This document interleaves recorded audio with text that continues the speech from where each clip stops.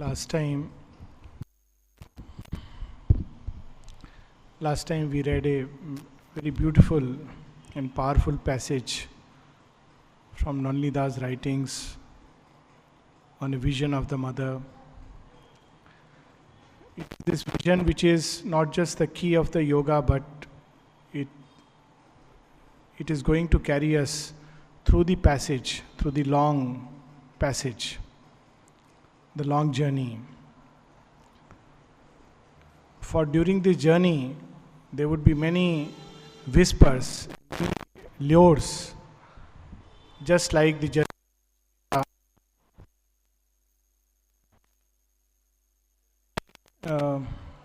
Lures and whispers of death, of night, of darkness, which try to dissuade or try to distract.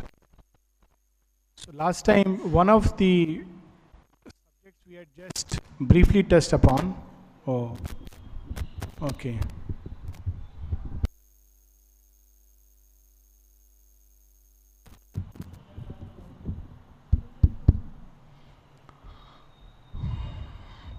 That's what happens when we try to handle things our own way. There is a way to handle it, and one must know it. Nevertheless, we were speaking of the long journey, and Aurobindo has equipped us in every way. At the level of the mind, he has given us, there is a big difference between in the last 100 years, as we were sharing last time. In 1910, the mind of earth was plunged into the densest of night. All that we had were some scattered fragments of a past cycle of civilization. All the high achievements of the Vedas and Upanishads had systematically come down step by step till they were lost in mere rituals and a mass of superstitions. Aurobindo starts the journey from there and prepares the mind of man through the pages of the Arya and awakens his soul to a new possibility, to a new adventure. Next, he installs the Divine Mother in the heart and soul of the human race.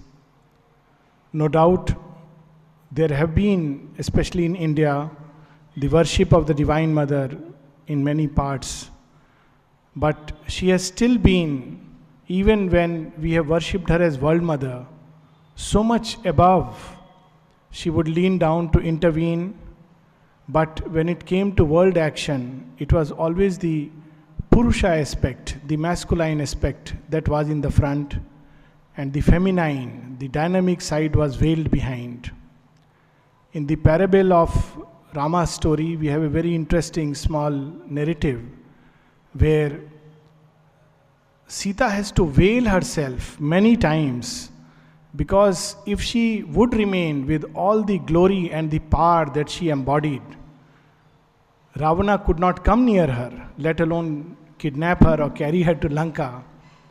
Radha has to keep herself in the background, in the oblivion, though she embodies the highest love and ananda that the earth has ever tasted or would taste in the future. But for the first time we have Aurobindo installing the Divine Mother right in the front and the forefront and stepping behind. As the next phase we see, with the Mother in the front, the work on a representative sample of humanity, something that opens the way in many, many dimensions and many directions. And thanks to these flaming pioneers who have passed before us, we have the path so much easier for all of us to tread and to follow.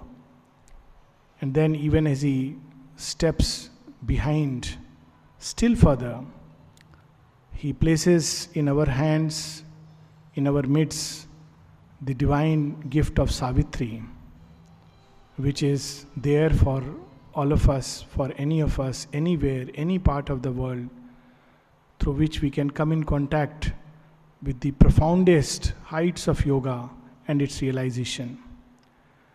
Nevertheless, the journey is long, and very often we start from that state where we are completely bound in the densest possible ignorance.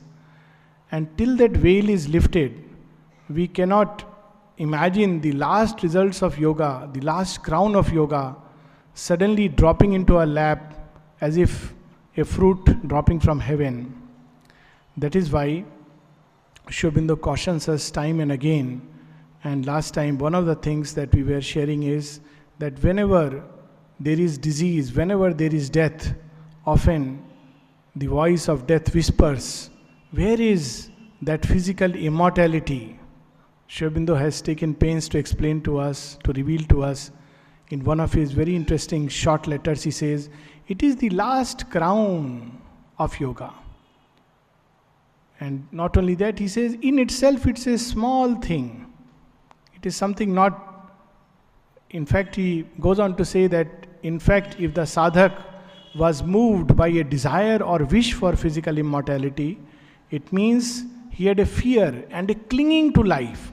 He was not really actuated by the push towards yoga, but a clinging to life. In another place, in a letter he writes, the purpose of yoga is not to discover the best way to heal an illness. So very often we want those things, we want those fruits, that if one has turned to yoga, one should instantly get free from all illnesses. People have gone to any extent.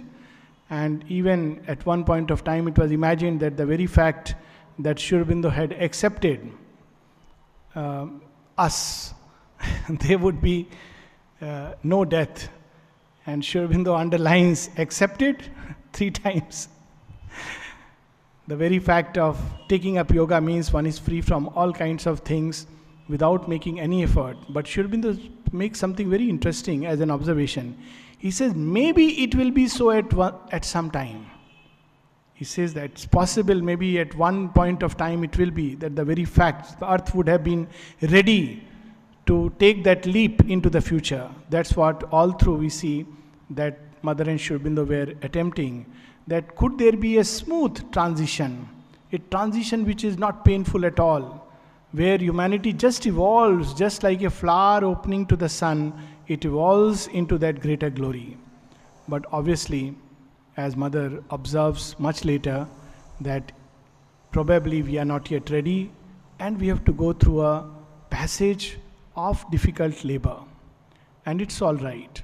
But during that passage, maybe, who knows, a few centuries, which is nothing compared to the passage that humanity has already covered, but it appears very long because our life is so brief. Compared to a lifespan, it appears a long passage.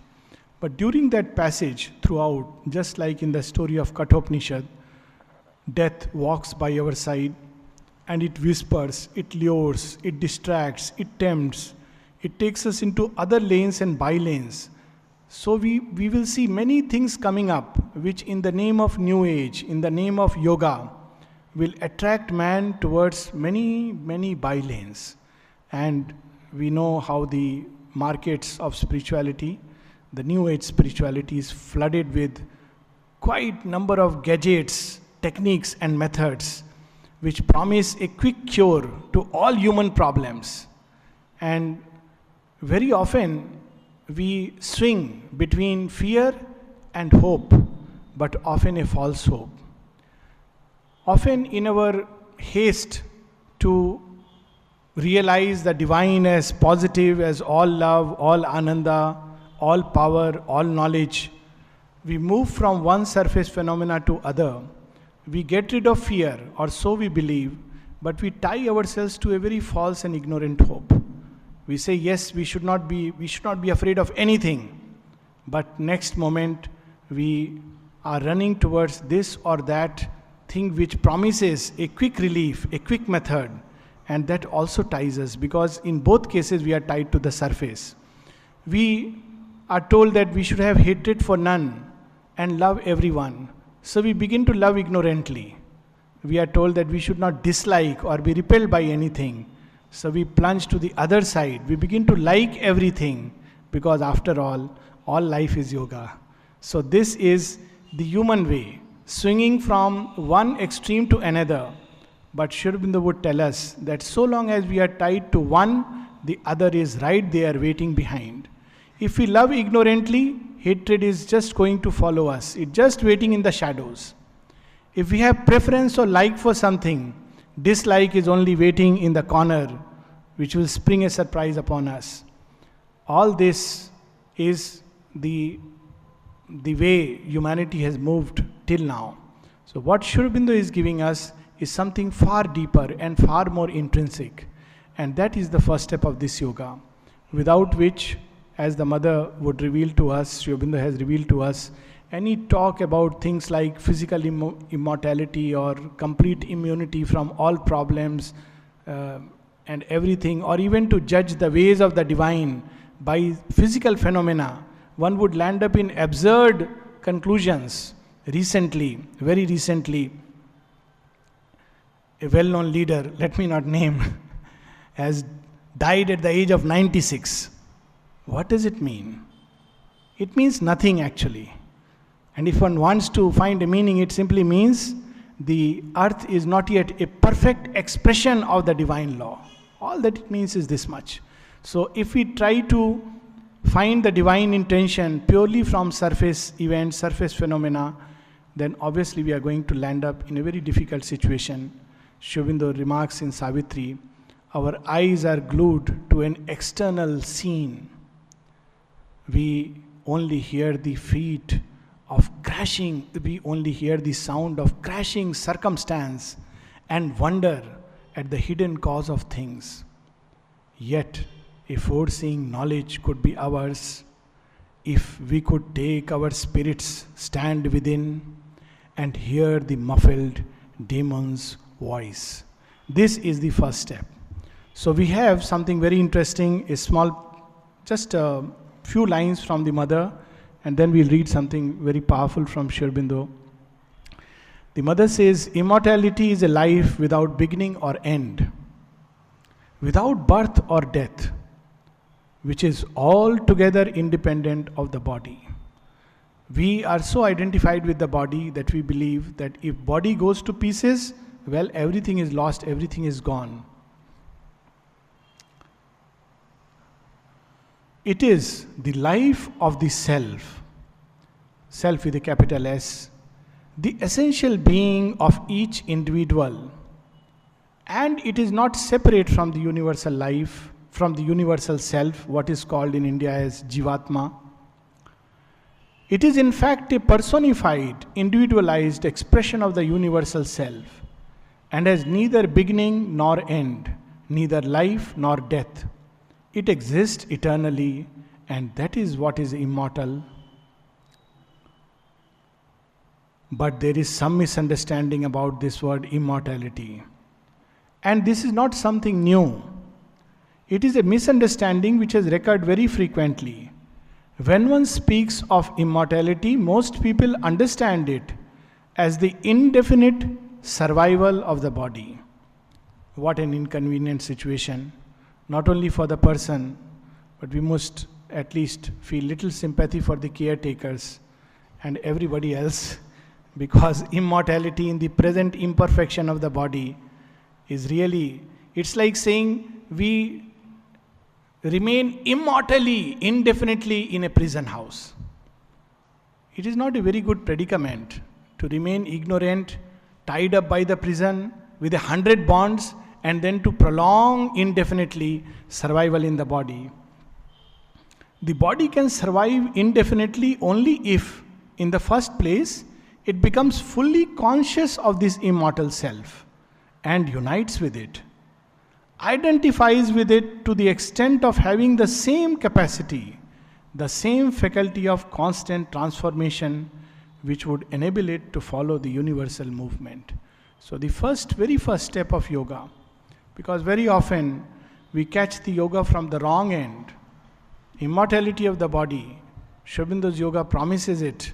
So this is the best yoga because I can continue in this cage which I love so much, whose bars are so beautiful. That's my personalized cage. Everybody loves his own house. And if the house goes, it's the person who goes away.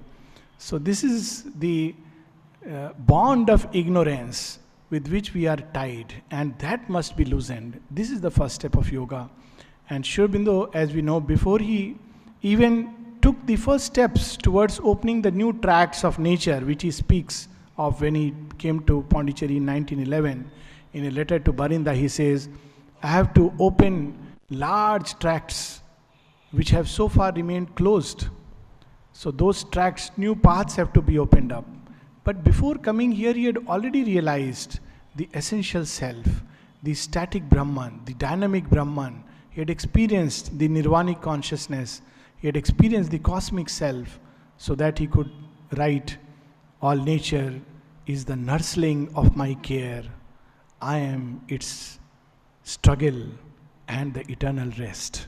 So this is the very first step towards which everything else must be directed. But we would have many allurements on the way. Many things would come to tell us, look, here is it. A very simple way to transformation. You don't have to struggle with yourself. You don't have to work upon the ego.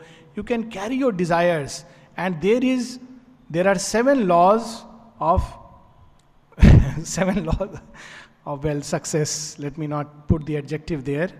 Where you can fulfill your worldly ambitions as well as find the spiritual gains. Now here is what Sri Aurobindo has to remind us. This is from Collected Works of Sri Aurobindo, volume 17. In the old volume, it is collected, SABCL, volume 12, the Upanishads. In the new collection, in the new collected works, it is volume 17, which is Ish Upanishad. And in that, there is a dialogue of Guru and student, which Sri Aurobindo had written some time back.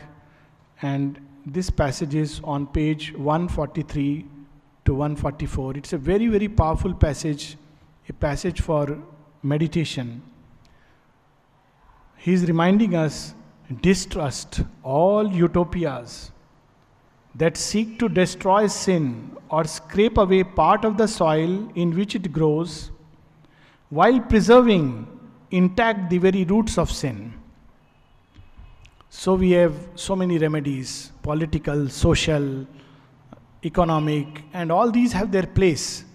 But if we really believe that the change is going to come by that, then we'll be fooled, misled, or led stray. So what is this root? Root is ahankara, born of ignorance and desire.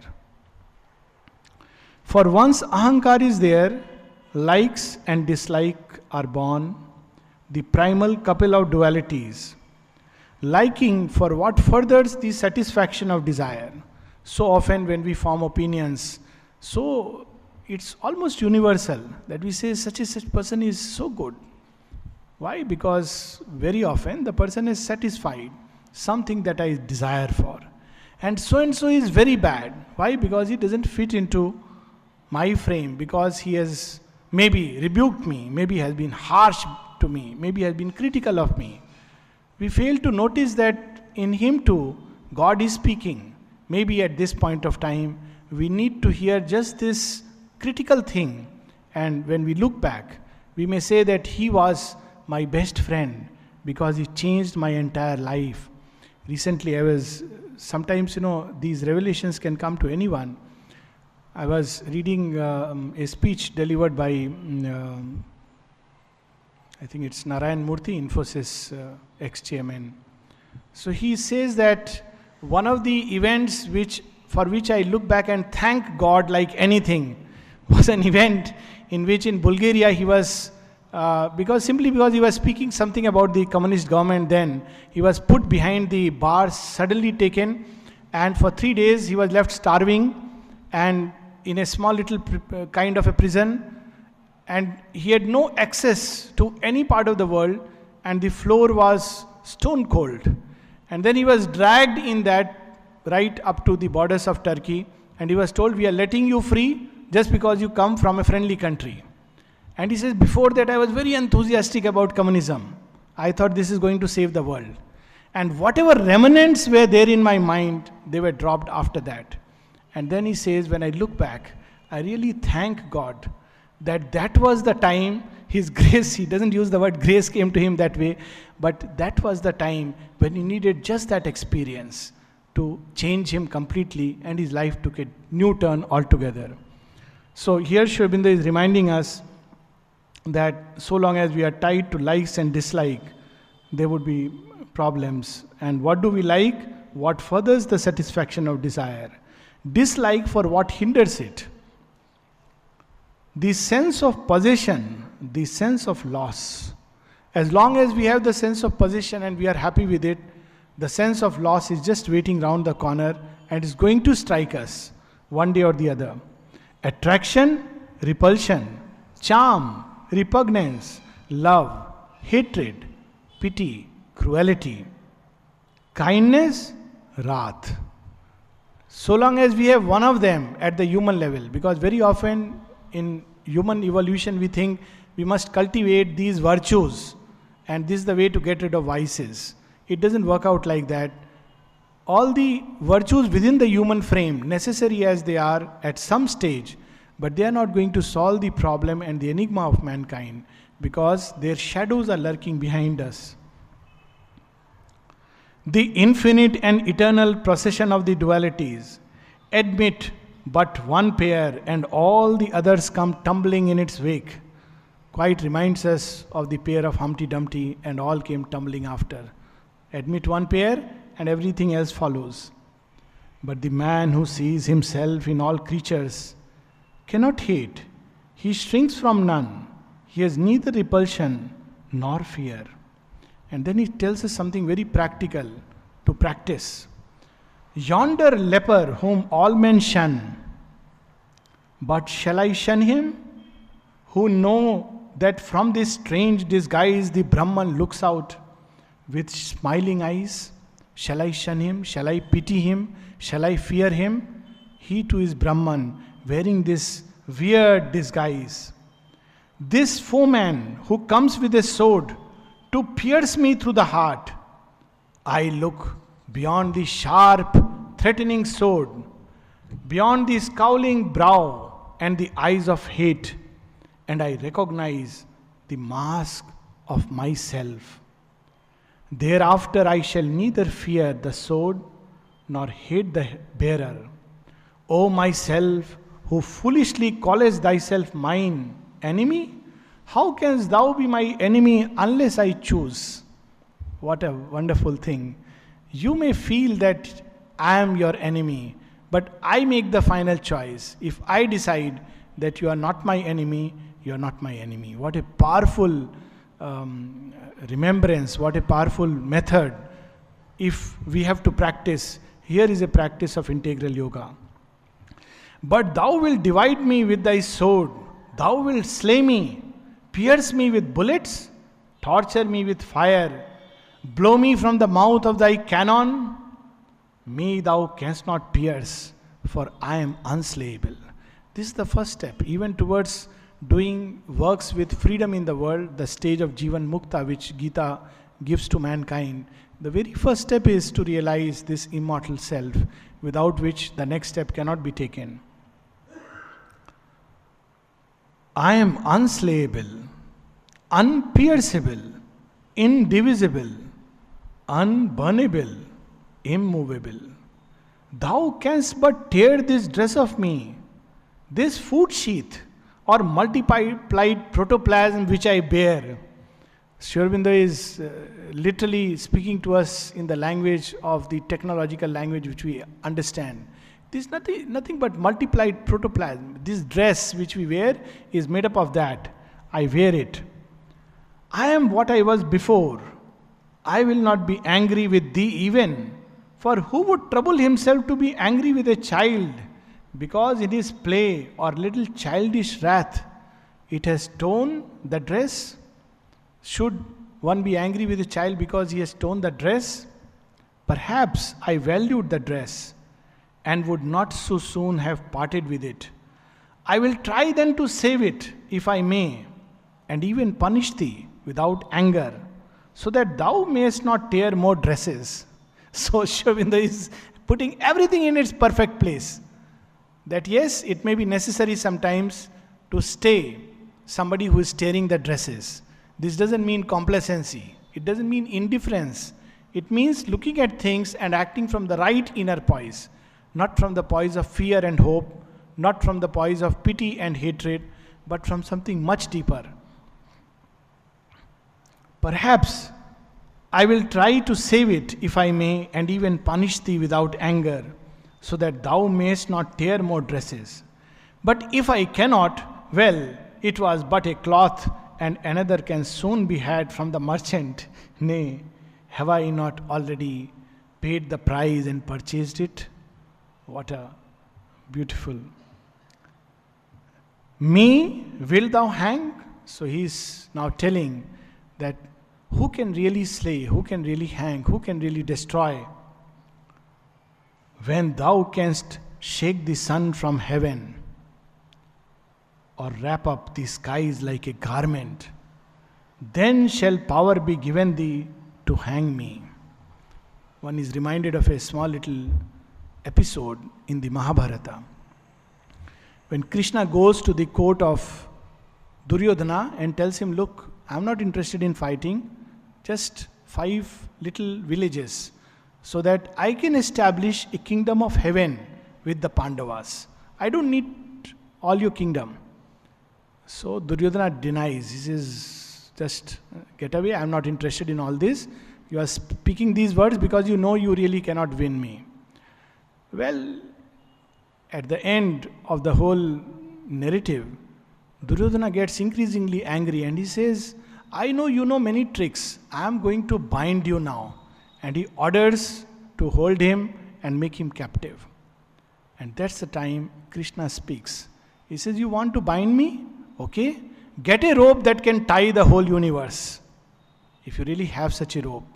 You want to hold me? Find the power that can shake the earths, and then you can hold me. Aurobindo is reminding it, when thou canst shake the sun from heaven, or wrap up the skies like a garment, then shall the power be given thee to hang me. Who or what is this thou deemest will die by hanging? A bundle of animalcule, no more. This outward, thou and I are but stage masks. Behind them is one who neither slayeth nor is slain. Mask, called a judge, play thou thy part. I have played mine, O son of the ancient yoga.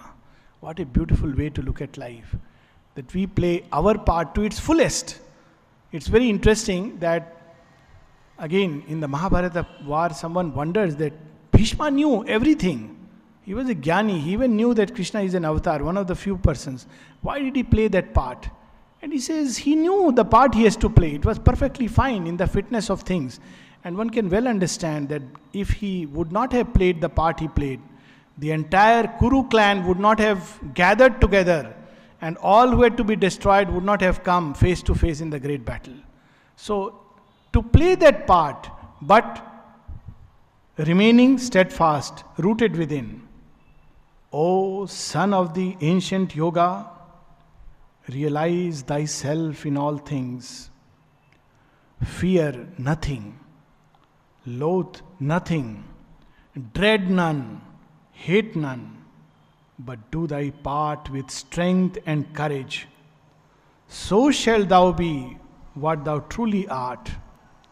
God in thy victory, God in thy defeat.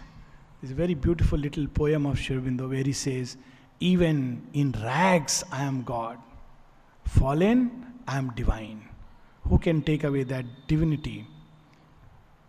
God in thy victory, God in thy defeat, God in thy very death and torture, God who will not be defeated and who cannot die.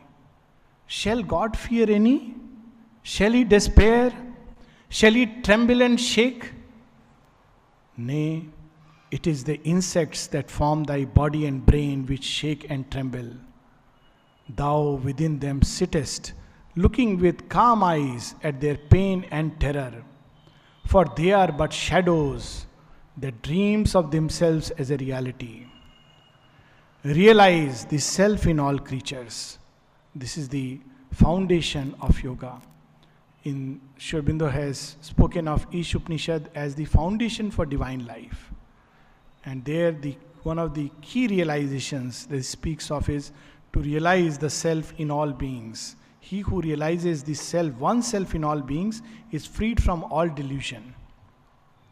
Even the same thing we find in the Gita, when the delusion is fallen from Arjuna's eyes, when he sees Krishna everywhere in all things, realize the self in all creatures, realize all creatures in the self, then in the end, terror shall flee from thee in terror. What a powerful yoga that Aurobindo is giving to us. Not full of doubt, fear, and trembling, we go to the divine. Not that way. That is, of course, the way we are most accustomed to. But to go with him with such a gladness, with such a vastness. There is a very small little passage of Nolnida where he speaks of approaching the Divine Mother the human way and approaching to her the divine way. And the Gita refers to the same thing when it speaks of 4 kinds of bhaktas. Those who are full of fear, full of wants, full of desires, and they are constantly wanting the divine to fulfill their desire and to take care of the fear. And he says that's fine, that is accepted, the divine accepts it. That is the first approach. In the kindergarten of life, that is what we need. But there is a higher way, and the higher way is to approach him as one who seeks to know. All else becomes secondary. The path of Nachiketa, where he says, I want nothing, even if you take away the whole universe from me. Give me this one thing. That's what I am here for. And something still higher, the knower, who knows and yet who worships, who loves and gives himself. Terror shall flee from thee in terror. Pain shall not touch thee, lest itself be tortured by thy touch. If pain comes near, there is a small little story of someone who was on the deathbed and her husband told her, tell these beings, she was seeing beings, probably Yamdut, they have a very wide agency. Mother has spoken of that, they have a whole organization. It's a very, very powerful organization, but it does make mistakes. So sometimes when it is going to somebody's house and you throw away, it can go to some other place because they have a quota to fulfill, Every day they are told, if you don't come back with so many persons, something to this effect. It's not that it's exactly like that, but they have a certain number and, they faithfully fulfill it. They are not bad people, they are just doing a job, whatever they are given. So when these beings started coming in front of this lady, she was told, tell them that you belong to the mother and they should go away somewhere else. Well, they did go away. So that should be the strength and power that yoga gives. Pain shall not touch thee, lest itself be tortured by thy touch. Death shall not dare to come near to thee, lest he be slain. This is the very first step of yoga, and this is the first immortality. The first immortality is immortality of the self, to realize the Jivatman. And once one realizes that, one participates in the universal life of the cosmos. One is conscious in life, one is conscious in death. One is conscious when one is awake. One is conscious when one is indrawn and withdrawn into the inner fields of the dream world and into the trance of the infinite. This is the first step. Next, the mother would tell us to organize rest of the parts, the inner being around this. And the more one does it, the more they share in the immortality of the self. So there are many beings, in fact she has said, the world is full of these entities, these mental personalities, who are not bound to the body.